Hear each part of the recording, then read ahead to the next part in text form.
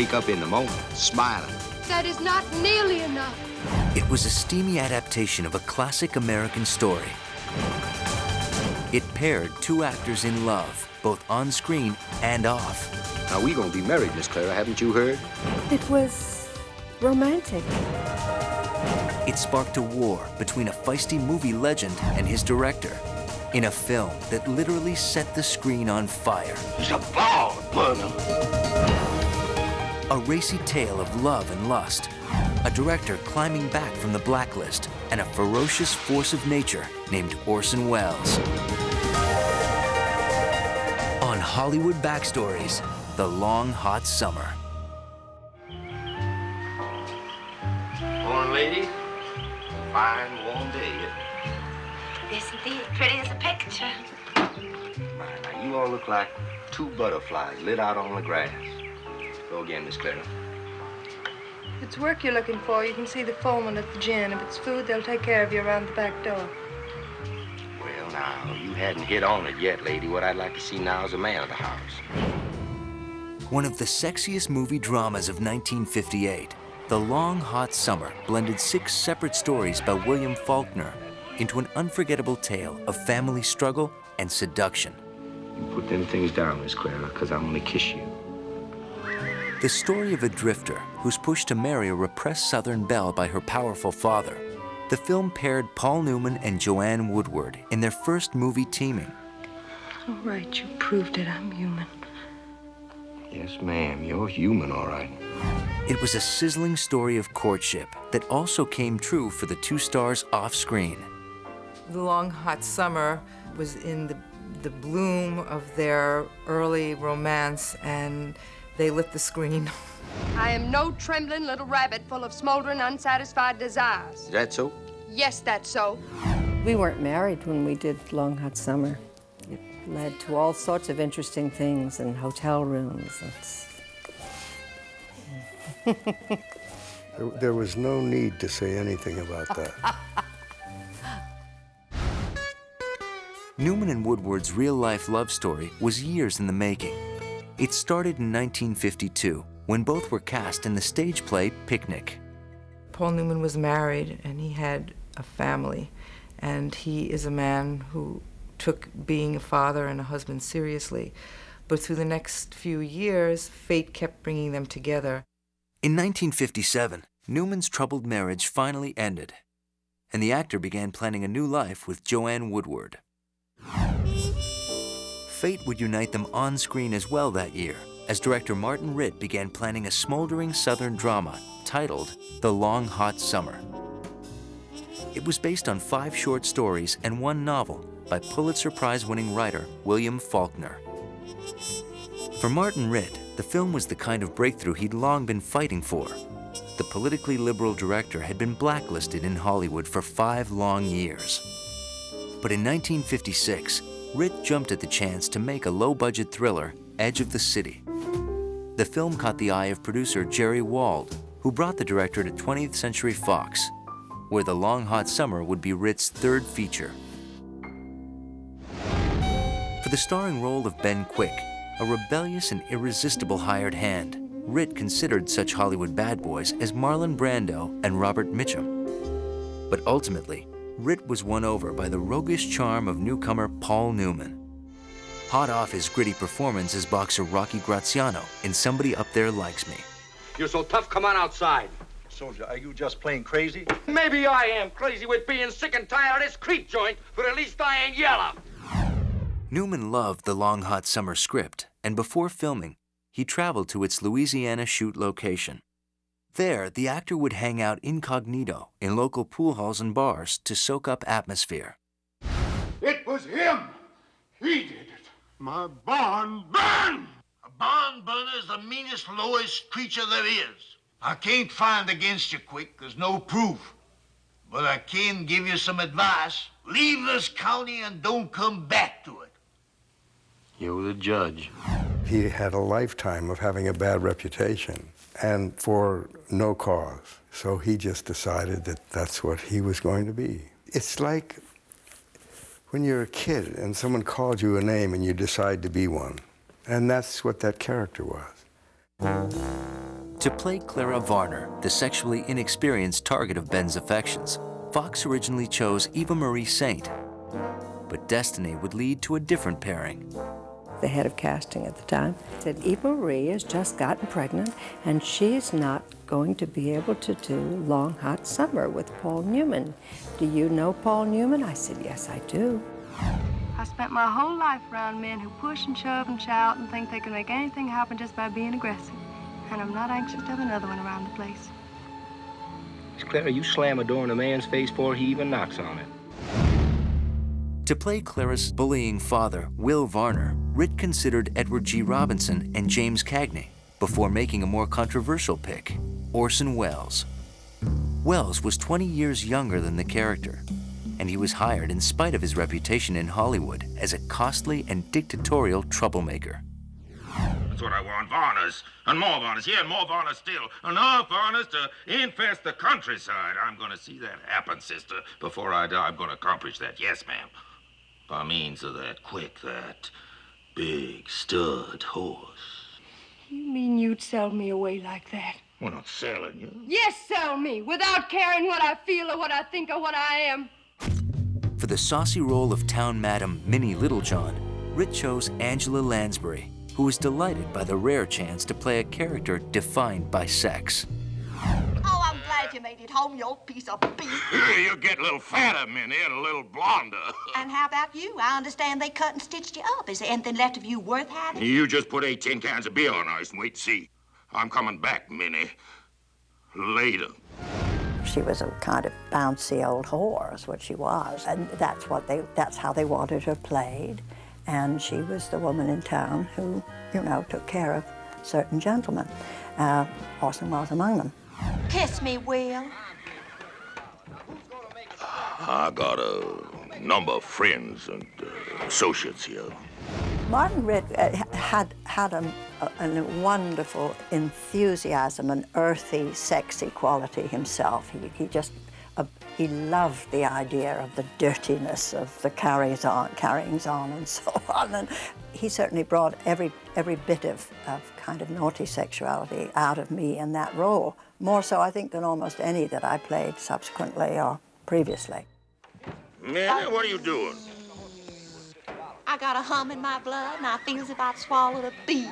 You swallowed 5 bottles of beer in a hot sun. That's what you swallowed. Richard Anderson would play Clara's wealthy suitor, Alan Stewart. Do you want me the way a man wants a woman? What I want is to help you, Clara. 21-year-old Lee Remick was cast as Clara's sexy sister-in-law, Eula.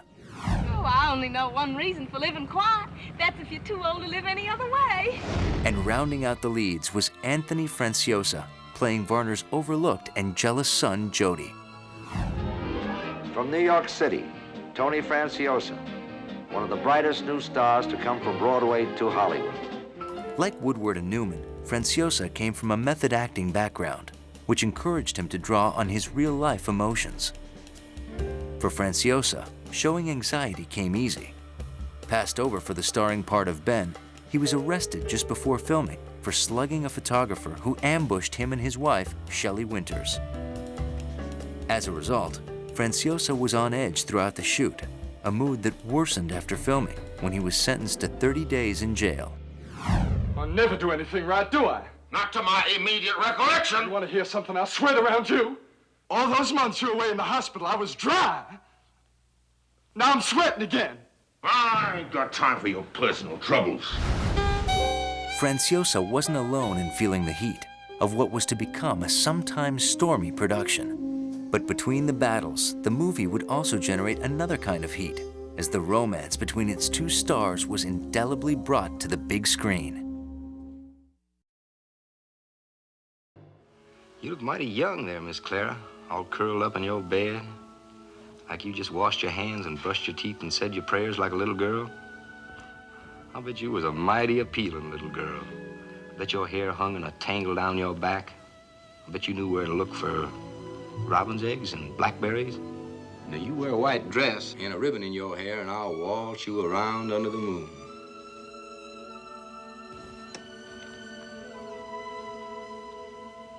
Clara?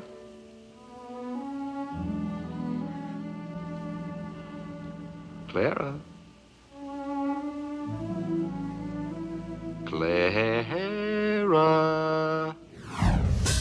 On September 23, 1957, shooting began on The Long Hot Summer around Baton Rouge, Louisiana. Filming was set for a thrifty $1.5 million. But what the movie lacked in money, it made up for in sexually suggestive scenes that had Hollywood censors squirming. Well, your friend left early, without even firing a shot. I was kissed goodnight, Mr. Quick. Kissed and left. That'd been me. I'd have stayed till sunup. Oh, my, aren't you reckless? Aren't you? No, I'm just skittish, Mr. Quick, just plain skittish. Each day on the set, the actors savored the rich dialogue adapted from William Faulkner by writers Irving Ravitch and Harriet Frank Jr. You can pack yourself a picnic basket and you can follow some woodsy trail. You can ride off steam and bad temper if you happen to be afflicted that way. And if you see a young fella along the way who happens to take your eye, why, you can put him up behind you and ride double. It's juicy language, and that's what they wrote. I mean, consistently. Equally pleasurable for the cast was watching Paul Newman and Joanne Woodward transfer their chemistry into scenes of on-screen seduction. You got a thin skin is what you got. But the world belongs to the meat eaters, Miss Clara, and if you have to take it raw, take it raw. Each of us was fighting for their own close-up. No, I think we had a very close relationship. And we got along, and I think that's what suddenly emerged. You put them things down, Miss Clara, because I'm going to kiss you. I'm going to show you how simple it is. You please me, and I'll please you. I know what's troubling you. It's all those boys hollering for you every night. They seem to have such a total understanding of each other that they were able to work in scenes where they were at each other's throats or falling under each other's spells.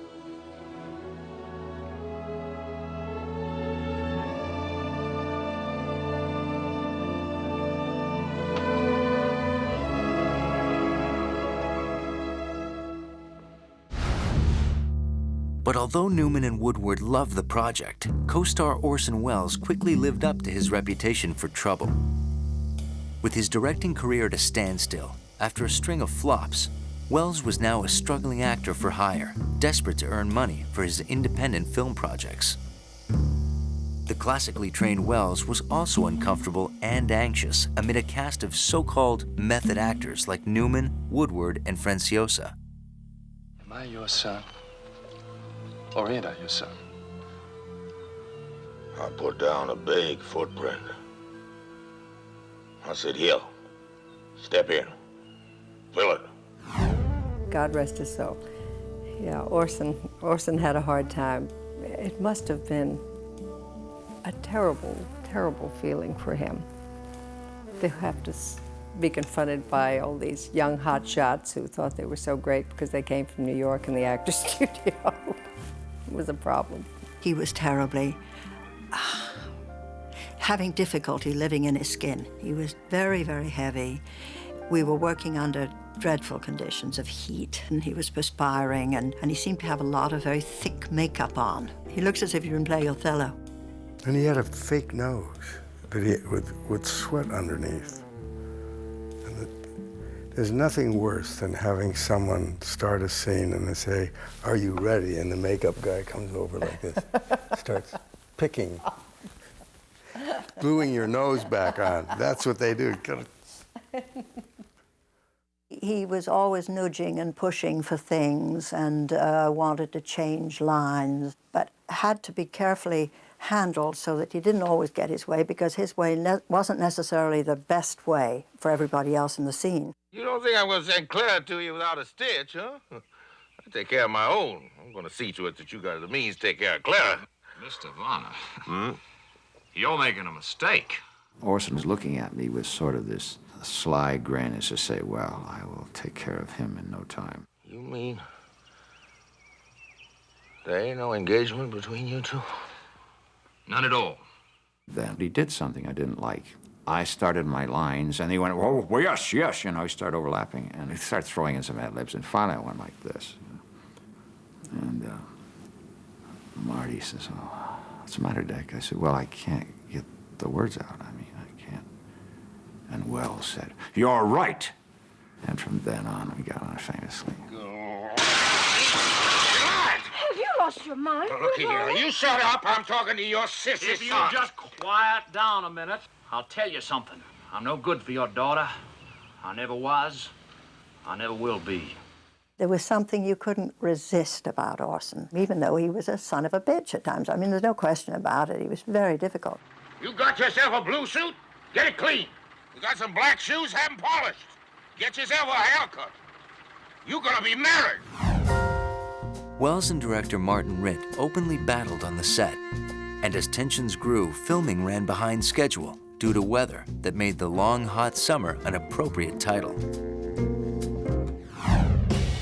Each weekend, Newman and Woodward escaped the heat and occasional hurricanes for the pleasures of nearby New Orleans.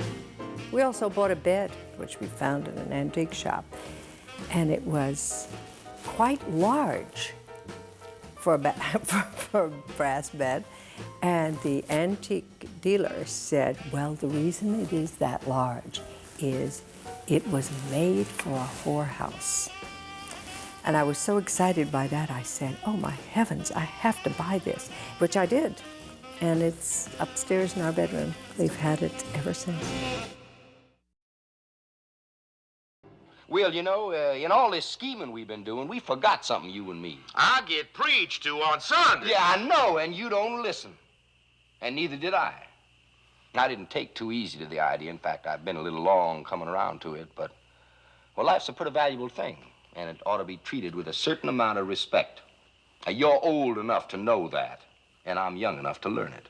Well, isn't that the truth? On November 21st, 1957, 6 days over schedule, director Martin Ritt could finally celebrate the end of filming on The Long Hot Summer. But as Ritt oversaw editing of his steamy drama, the director realized he had a serious problem. Orson Welles' dialogue was almost completely incomprehensible. I better introduce myself. Don't you keep abreast of any of this Beulah? Oh, yeah, just young boys, healthy young animals. Well, you're knowing that, too.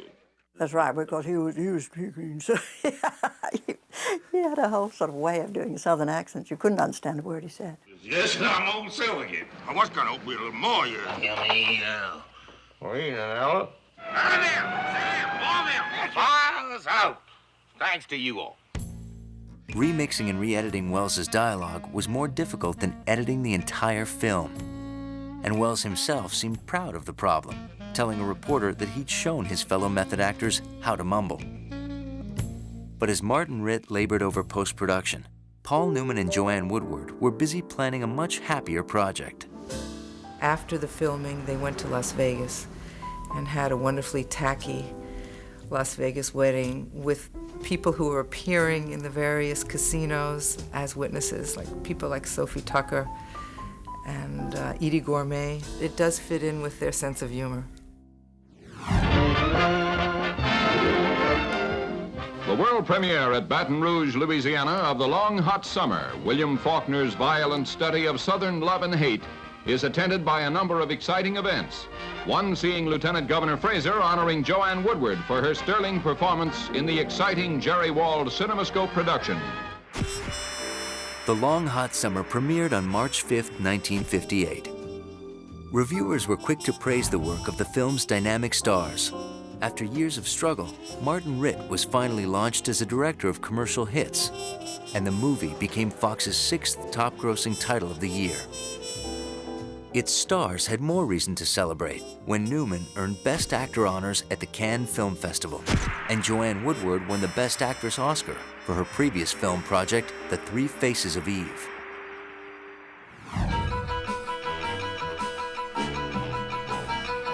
Although Woodward and Newman would re-team on many more films, most critics and fans consider The Long Hot Summer an early career high point, thanks to its colorful script, its cast of old pros and sexy newcomers, and the unmistakable passion between its two stars.